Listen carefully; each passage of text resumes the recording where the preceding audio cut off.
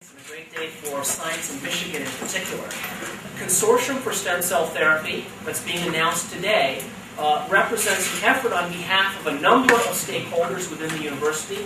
The Alfred Taubman Medical Research Institute, first and foremost, but also the medical school, the College of Engineering, the Life Sciences Institute, the Center for Stem Cell Biology, and a number of departments within the university. That's why we call it a consortium. And this is specifically an effort to enhance our capabilities in the area of embryonic stem cell research. So everything is really coming together exactly as we would have hoped, where we now have the legislative basis on which to compete.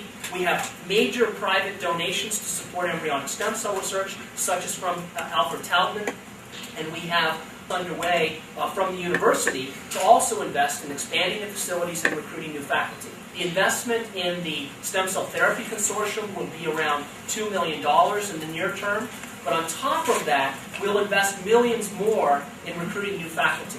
And so it's possible that just the investment from private donors and from the university this spring in stem cell research will be somewhere in the neighborhood of $5 million. On top of that, we expect millions more to come from the federal stimulus package as a result of President Obama's announcement this morning.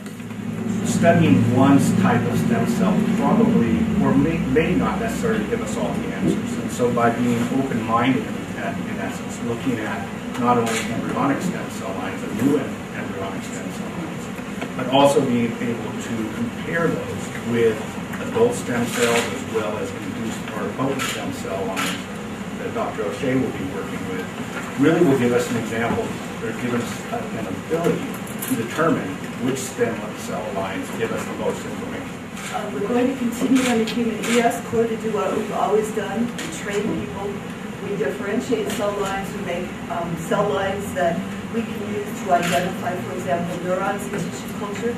We're going to add additional functionality to our core that we're going to start to reprogram human fibroblasts into embryonic stem cell lines. And again, we're particularly interested here at Michigan in putting Michigan on the map by focusing on disease-related kinds of induced pluripotent cells. We hope, particularly in this consortium, to better understand inherited human diseases, because their goal is to take embryos that are currently being thrown away, that are known to have genetic defects that cause serious diseases, and use those embryos to derive new embryonic stem cell lines that carry the exact genetic defects that cause disease in patients. You know, curing a disease takes a long time. It's a complicated problem, and the path forward is fraught with setbacks and difficulties.